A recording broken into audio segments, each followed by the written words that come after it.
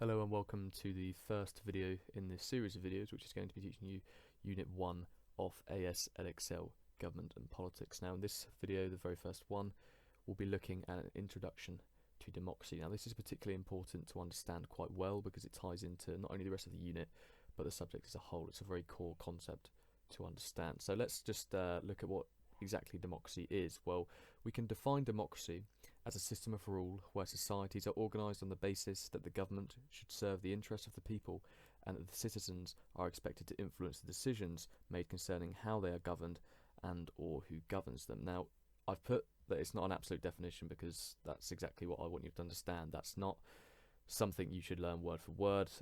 I'd say it's better to just make sure you know exactly what democracy is and not in a loose sense, really understand what it means to have a democratic society. So, why do we study democracy? Well, why is it important? So we're going to have a look at why exactly democracy is so quintessential to a modern society. So, firstly, we have freedom there, and really, democracy protects freedoms. It protects our civil liberties of free speech, of freedom of religion, freedom of to vote, and so on and so forth.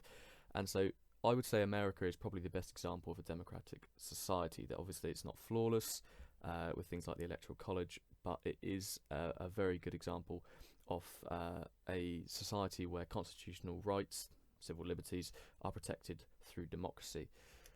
You could use the Arab Spring as an example of different countries struggling to have a democratic society, struggling to protect those freedoms from an authoritarian rule.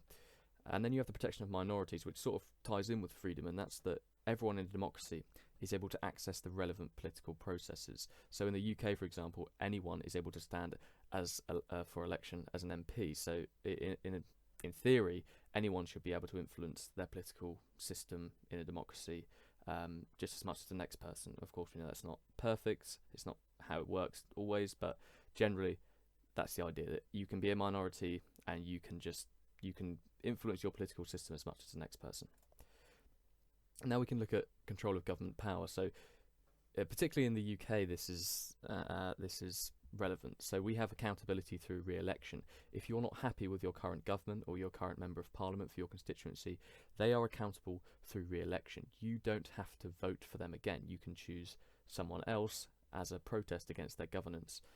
And it also protects against something called tyranny of the majority, which John Stuart Mill first sort of coined, or at least he spoke about in great detail. The tyranny from the majority is something that happens in a directly democratic society whereby the majority are able to oppress the minority simply because they are the majority, because they're more powerful through numbers. And in democracy, that is effectively curbed, especially in a representative democracy. We also have encouragement of political participation. In a democracy, or at least in a good democracy, people feel that their vote counts and they have genuine political influence as an individual. And so this discourages authoritarian regimes rising, and it discourages any sort of real form of government tyranny. And then we have, lastly, in this video, the distribution of power. So in a democracy, there's less chance for political power to become highly concentrated, which is when you get authoritarianism rise to the top of society. So in a democracy, you can vote for who you want in power. They're not born into it. But obviously this isn't flawless. China isn't really what we'd say a proper democratic country, and so they have very highly concentrated power. Obviously, even in democracies like America, we have things like the Clinton campaign where there is highly concentrated power. But ideally, in a democracy, there should be a wider distribution which prevents authoritarianism. So that's about it for our introduction to democracy. It's quite short, but I'd say it's quite important to understand. And once you really do understand it, it does help with a lot of the other subjects. So watch this as many times as you want and learn it.